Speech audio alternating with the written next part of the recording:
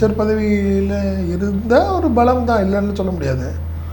But அது மட்டுமே கிடையாது. இல்லை, செந்தில் பாலாஜிங்கிறது மனிதர் இன்றைக்கி அவருடைய அரசியல், அவர் சார்ந்த விஷயங்கள், அந்த ஒரு போராட்ட குணம், ரெண்டாவது அந்த உழைப்புன்னு ஒன்று சொல்கிறாங்கல்ல, உழைப்பு, அதுக்கு தான் பேர். அதுக்கப்புறம் தான் அமைச்சர் செந்தில் பாலாஜி. அதுக்கு முன்னாடி தேர்தல்னால் அவர் மாதிரி ஒர்க் பண்ண முடியாது. உண்மையிலேயே அமைச்சர்லேருந்து அவர் கொடுத்தது இன்னும் கொஞ்சம் ஃப்ரீயாக தான் கூட இருக்கிறவங்க பார்க்குறாங்க. காரணம் என்னென்னா, ஈஸியானுமே அப்ரோச் பண்ணுவார், போவார், வருவார்.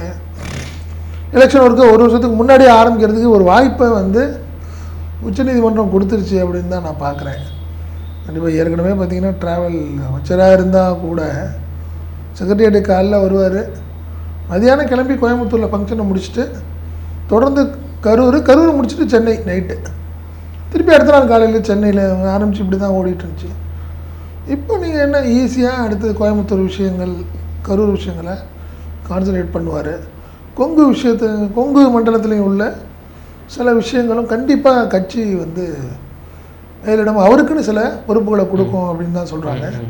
அப்படிங்கிறப்ப ஈஸி தான். அதனால் இது சோர்வுக்கெல்லாம் ஒன்றும் வேலை இல்லை.